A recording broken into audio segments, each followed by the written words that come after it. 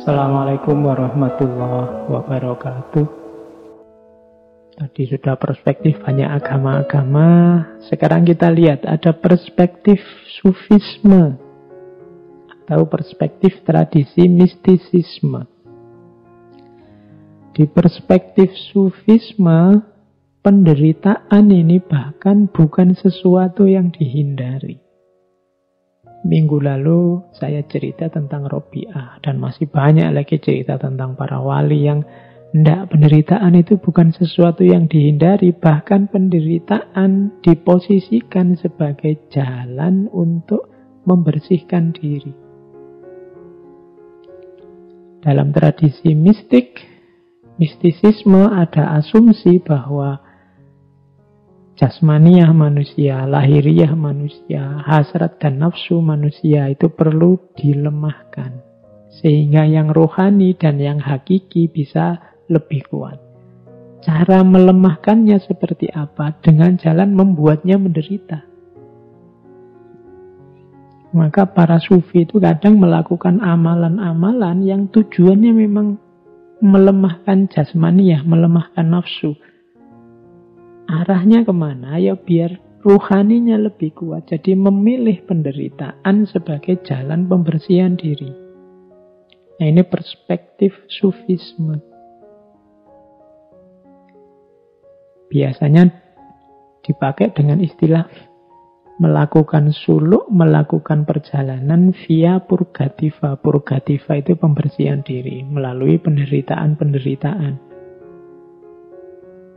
Hidup yang justru milih menderita. Ini kan sering ya, meskipun tidak ekstrim, kita misalnya puasa, milih puasa Senin Kemis, milih sholat malam. Ini kan milih yang tidak enak. Kan waktunya orang istirahat tidur, kita malah bangun sholat. Waktunya orang boleh makan, kita milih tidak makan. Ini kan contoh milih jalan penderitaan. Tujuannya apa? Untuk pembersihan diri. Modenya ya mode riyadoh, mode mujahadah, tazkiyatun nafas. Jalan untuk membersihkan diri. Jadi kadang-kadang sufi itu lebih milih jalan yang tidak enak. Bukan karena tidak pinter, tidak tahu mana yang lebih enak, mana yang tidak enak. Tapi sangat tahu. Tapi beliau milih itu untuk melemahkan jasmaninya, melemahkan hasrat nafsunya, sehingga rohaninya jadi kuat. Ini perspektif sufisme. Hampir di semua tokoh sufi yang kita bahas, terasa bahwa hampir semua sufi lebih memilih jalan hidup penderitaan. Menderita secara fisik tidak masalah, asal ruhaninya cemerlang. Menderita di dunia tidak masalah, asal akhiratnya bahagia. Menderita sekarang tidak masalah, asal besok bahagia. Nah, logika ini yang dipakai. Kalau di Jawa ada istilah tirakat. Mungkin ada serapan dari bahasa Arab, tirakat dari kata-kata taroka, meninggalkan. Jadi meninggalkan itu orang yang pantang melakukan sesuatu atau pantang memakan sesuatu atau dan seterusnya. Tujuannya apa? Untuk tadi menguatkan rohani. Ini perspektif sufisme. Kemudian ada lagi perspektif tentang penderitaan. Dulu pernah kita bahas dari Ki Ageng Suryo Mentaram. Kalau tadi ada pandangan penderitaan itu sebagai hakikat hidup, ada pandangan penderitaan itu sebagai akibat perbuatan, ada yang menjadikan penderitaan sebagai jalan untuk membersihkan diri. Kalau menurut Ki Ageng Suryo Mentaram, penderitaan itu sebagai keniscayaan hidup, tapi sifatnya sementara, silih berganti dengan kesenangan. Hidup ini yo kadang senang, yo kadang susah. Wajarnya hidup seperti itu. Tidak mungkin kita hidup ini senang terus, dan tidak mungkin juga susah terus. Kenapa begitu? Kalau kita sedang senang, katanya Ki Ageng Surya Mentaram, kita kan tidak berhenti di kesenangan ini. Biasanya keinginan kita terus bertambah. Kalau bahasanya Ki Ageng pakai istilah mulur. Kemarin cita-citanya A, sekarang A sudah tercapai, kan kita tidak diam di situ, nambah lagi bercita-cita B. Akhirnya kita susah lagi karena keinginan kita yang baru ini. Nanti kalau keinginan B tadi terpenuhi, ya kita senang lagi. Tapi kalau keinginan B tidak terpenuhi, kita kembali susah. Tapi tidak masalah. Kalau B tidak terpenuhi, biasanya keinginan yang tadi mulur terus mungkret. Mungkret itu menyusut. Menyusut itu jadinya terus begini. Tidak apa-apalah, dapat A saja sudah cukup kok. Kita syukuri saja yang A tadi. Itu namanya mungkret. Orang hidup itu selalu begini, gitu loh. Jadi antara mulur sama mungkret. Keinginan itu selalu silih berganti. Kalau terpenuhi senang, tidak terpenuhi terus susah. Setelah susah, keinginannya berkurang. Setelah berkurang, akhirnya dia senang lagi. Tapi terus menginginkan yang lain lagi. Nambah lagi keinginan, susah lagi. Hidup ini silih berganti seperti itu.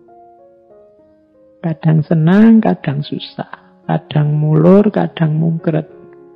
Kadang mengembang, kadang menyusut. Itulah hakikat hidup. Kalau kita menolak juga tidak bisa. Ya kadang senang, kadang susah. Ada senangnya, ada susahnya. Yang tadinya kita anggap penderitaan karena keinginannya tidak terpenuhi. Tapi begitu tidak terpenuhi kan kita terus mungkret. Menyusut keinginannya. Akhirnya kita senang lagi. Misalnya, kita menuju gimana caranya biar cepat lulus kuliah. Begitu lulus kan senang, keinginannya tercapai. Tapi setelah senang wisuda kan ada keinginan tambahan lagi. Misalnya, ingin dapat pekerjaan. Ini dapat kerjaan kok susah ya. Sudahlah, disyukuri dulu yang lulusnya ini tadi. Sebelum menginginkan yang lain. Setelah bersyukur kan bahagia. Setelah itu kan tetap nambah lagi keinginannya. Jadi penderitaan itu keniscayaan hidup. Tapi jangan khawatir, hidup ya ndak menderita terus. Ada senangnya, ada susahnya. Keinginan itu ya tidak terpenuhi semua. Tapi bukan berarti juga terpenuhi semua. Jadi keinginan bisa terpenuhi, bisa tidak terpenuhi. Kalau tidak terpenuhi ya susah. Kalau terpenuhi ya senang. Kalau begitu susah, terus keinginannya berkurang. Setelah berkurang, senang lagi. Begitu terpenuhi, senang. Setelah terpenuhi, keinginannya tambah. Akhirnya susah lagi. Itulah hidup. Kita sadari ini, maka kita tidak akan terpengaruh lagi oleh senang dan susah. Karena ternyata apakah senang, apakah susah, itu ya sudah keniscayaannya hidup. Jadi kalau teman-teman sedang mengalami apapun, ingat teorinya Ki Ageng Surya Mentaram ini, jadinya simpel. Ya memang begitu itu hidup. Kadang senang, kadang susah. Kadang keinginan kita terpenuhi, kadang ya tidak terpenuhi. Tidak perlu dibikin wow. Oke, kita lanjutkan.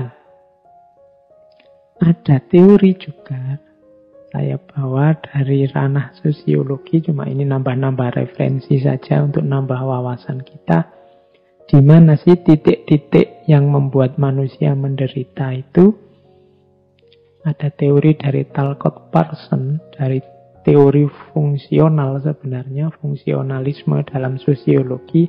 Cuma ini saya ambil untuk menunjukkan di situ loh manusia itu sebenarnya betapa dia tidak sempurna, sehingga mengundang penderitaannya. Katanya Parson, manusia itu punya 3 karakter, punya 3 dasar eksistensi. Yang pertama apa? Ketidakpastian.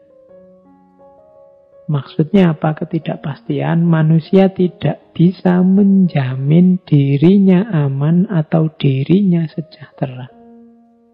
Keamanan dan kesejahteraan dirinya bergantung pada banyak hal lain di luar dirinya. Ini katanya sosiologi. Kita sudah hati-hati, orang lain hati-hati, kita dapat masalah. Nah itu berarti apa? Hidup kita serba tidak pasti. Manusia tidak bisa menjamin keamanan dan kesejahteraannya sendiri. Ini katanya Parson, ini dasar eksistensinya manusia. Ketidakpastian yang pertama. Tidak mesti yang paling tekun belajar nilainya paling tinggi. Tidak pasti yang paling ganteng nanti dapatnya juga yang paling cantik. Tidak pasti yang paling paham ilmu kedokteran dia yang paling sehat. Manusia itu serba tidak pasti. Yang kedua, tidak berdaya. Ciri yang kedua adalah manusia tidak punya daya yang cukup untuk mengendalikan hidupnya sepenuhnya. Ini seperti kalau kita mengusahakan sesuatu, itu kan kita tidak punya kuasa untuk hasilnya persis seperti yang kita inginkan. Tergantung dengan banyak hal yang lain. Saya tidak bisa ngatur misalnya teman-teman yang mendengarkan ngaji ini harus paham semua yang saya sampaikan. Pasti tidak bisa begitu.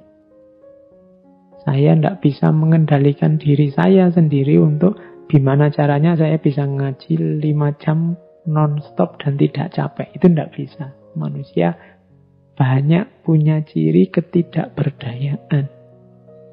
Kita sih inginnya virus ini selesai bulan depan. Tapi kan juga tergantung banyak hal. Ternyata manusia yang sering sombong itu punya ciri sebenarnya yang kedua, ketidakberdayaan. Dan yang ketiga, kelangkaan.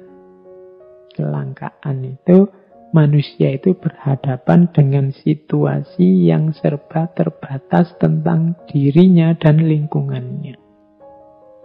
Jadi kita ini berhadapan dengan banyak sekali keterbatasan-keterbatasan, berhadapan dengan orang lain yang sama-sama punya keinginan, sehingga kadang-kadang kita harus menegosiasi ulang keinginan kita, berhadapan dengan diri kita yang penuh keterbatasan-keterbatasan yang pada saatnya bahkan kita sendiri juga akan tidak ada. Itu namanya ciri ketiga manusia itu berkarakter kelangkaan. Oh, dari karakter eksistensial ini menunjukkan bahwa ya memang manusia itu akan berhadapan dengan penderitaan-penderitaan, ketidakpastian, ketidakberdayaan, dan kelangkaan. Ini sumbernya penderitaan. Padahal ini dasar eksistensi manusia. Yuk, kita lanjutkan. Itu tadi dari ranah sosiologi. Sekarang dari ranah teodisi. Teodisi ini cabang filsafat yang membahas tentang kejahatan. Ini dulu mungkin saya ingat pernah ngaji satu sesi khusus tentang kejahatan. Kalau ini kita siap-siap bermain akal ya, bermain rasio. Ada dialog-dialog, ada jawaban-jawaban. Sering saya bilang kalau hasil kalkulasi akalnya manusia selalu ada kelemahan-kelemahannya. Teodisi menjawab bahwa penderitaan itu perlu loh. Mengapa kok perlu? Kan ada jawaban yang pertama begini. Kenapa kok harus ada penderitaan dalam hidup? Ada jawaban, penderitaan itu hukuman atas orang-orang yang berdosa. Penderitaan itu ujian biar nanti orang dihapus dosanya, kemudian bisa masuk surga. Penderitaan itu untuk membuat orang semakin sadar dan semakin bermoral. Nah, ini jawaban ini kan sering kita dengar. Oke, di akhir sesi musibah ini saya ingin memberi sedikit bantahan, sedikit sanggahan terhadap argumen tentang perlunya penderitaan ini. Ini bahan diskusi untuk teman-teman nanti ya. Kalau jawabannya penderitaan itu adalah hukuman atas orang yang berdosa, kemudian biar orang yang berdosa nanti bahagia di surga, dan seterusnya, biar orang yang berdosa sadar dan moralnya semakin bagus, dalam kenyataannya ada beberapa kontradiksi, paradok. Misalnya begini untuk membantah, apakah musibah itu hukuman? Kalau itu hukuman, bagaimana dengan anak-anak kecil yang tidak mengerti apa-apa? Misalnya dulu kita bilang, waktu ada tsunami, wah harusnya kita ini segera tobat.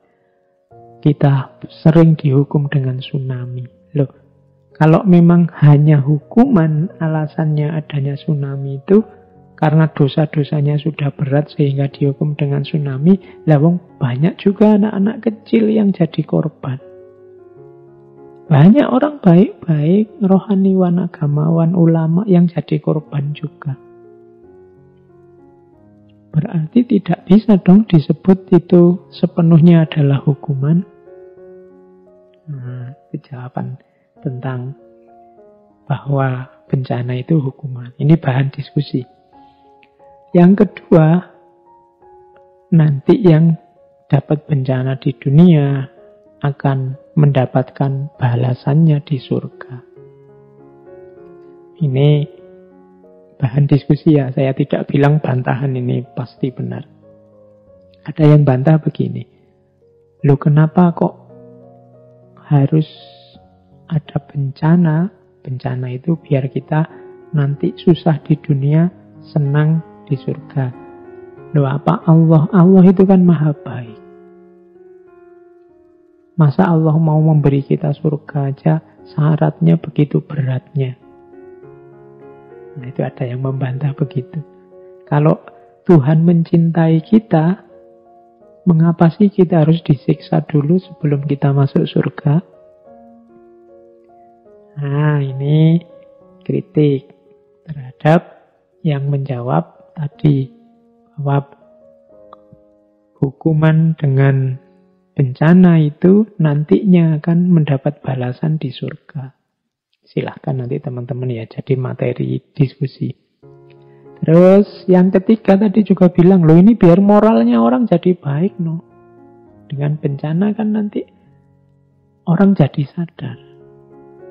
Dalam kenyataannya ada loh yang gara-gara bencana orang tidak jadi sadar, tapi malah putus asa, merasa hidupnya hancur. Jangan-jangan juga malah ada yang murtad gara-gara ada bencana. Nah ini juga bahan. Saya bilang tadi, apapun itu kalau masih pemikirannya manusia pasti ada celah-celah yang bisa didiskusikan. Karena manusia cirinya tidak sempurna. Terus, itu jawaban pertama. Kalau ada yang bilang penderitaan musibah itu perlu sebagai hukuman atau balasan nanti di surga, atau demi orang naik level semakin baik secara moral.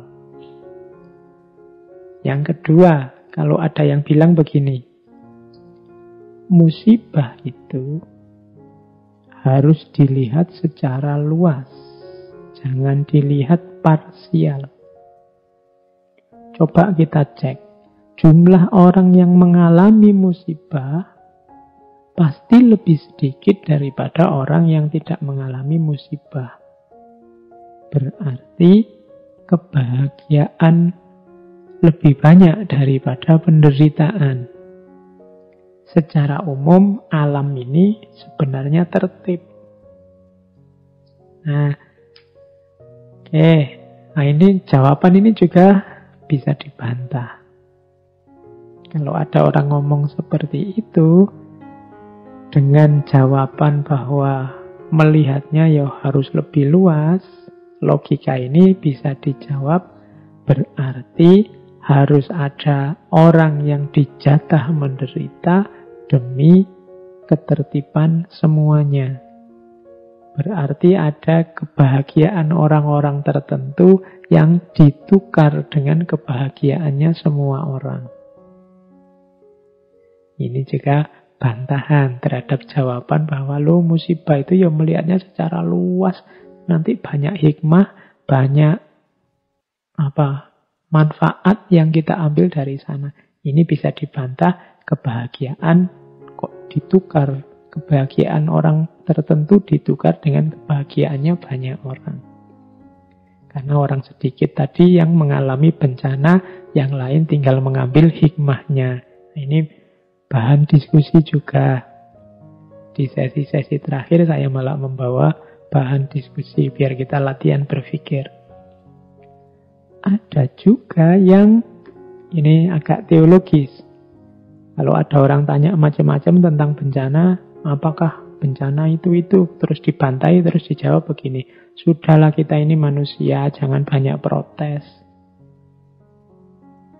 Allah lebih tahu segalanya, sudahlah diam saja.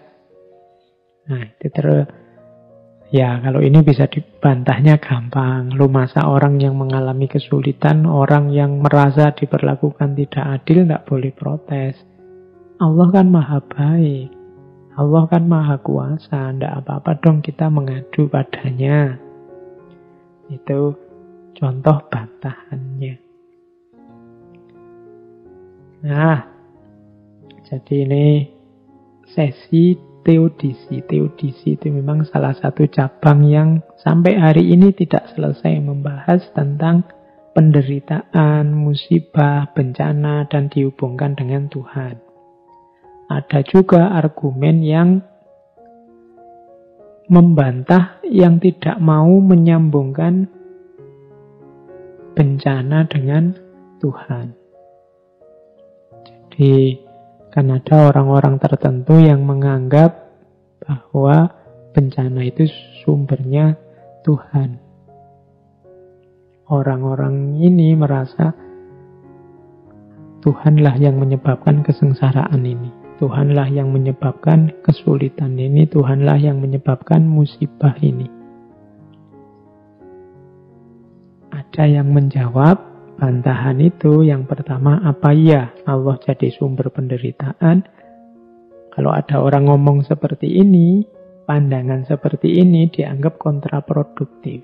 Kontraproduktif itu justru menyusahkan. Alasannya apa? Yang pertama, Allah itu kan kita yakini maha kuasa, maha baik. Kalau dia maha baik, kontradiktif kalau keburukan itu dinisbatkan pada Allah. Yang baik ya menghasilkan yang baik. Kok ada penderitaan, ada kesalahan, ada keburukan, itu berarti manusia yang menjauh dari kebaikan. Yang kedua, penderitaan itu apapun jenisnya, meskipun dirasakan sakit, sebenarnya ada tujuan baiknya. Ini bantahan kedua terhadap yang bilang bahwa Allah sumber penderitaan. Allah yang maha kuasa pasti dan maha baik pasti punya tujuan baik dengan yang kita rasakan sebagai penderitaan, yang kita anggap sebagai menyusahkan kita. Kalau pakai analogi ya seperti anak kecil yang dilarang main game terus-terusan misalnya. Anak kecil yang dilarang main game terus-terusan ini menderita kan, karena dia pinginnya main game terus-terusan. Orang tua yang melarang ini tahu kebaikan apa yang nanti akan lahir kalau dia tidak terus-terusan main game. Meskipun oleh si anak dianggap sebagai penderitaan. Biar saja dia menderita sekarang karena dia akan mendapatkan manfaat besarnya besok. Bantahan yang ketiga. Pandangan bahwa Allah adalah sumbernya keburukan ini akan menyulitkan nanti dalam upaya untuk rekonstruksi, dalam upaya untuk menyembuhkan orang-orang yang kesulitan karena bencana. Karena kalau Allah sumber penderitaan, berarti kita tidak punya hal lain di luar hidup ini tempat kita bergantung. Karena kalau kita punya Allah, kita punya Tuhan yang melindungi kita, yang menyayangi kita, maka kita lebih mudah kalau sedang susah. Target kita, tujuan kita, sandaran kita Allah. Tapi kalau Allah sudah kita jadikan sumbernya penderitaan, ya kita tidak bisa ke sana lagi untuk keluar dari penderitaan. Kita tidak ada lagi yang memberi motivasi. Kita tidak punya motivasi, tidak punya target sandaran untuk mengurangi penderitaan yang kita rasakan. Lah ini sumbernya dari Allah. Apa bisa aku minta keringanan? Apa bisa biar ini tidak jadi menderita? Wong ini sudah keinginannya Allah. Nah, jadi ini argumen ketiga ini ingin bilang bahwa Allah jangan disebut sebagai sumber penderitaan. Karena kalau kita sedang menderita, pelarian kita yang terakhir itu Allah, Tuhan. Kalau dia diposisikan sebagai sumbernya penderitaan, nanti kita tidak bisa lagi lari ke Allah saat menderita.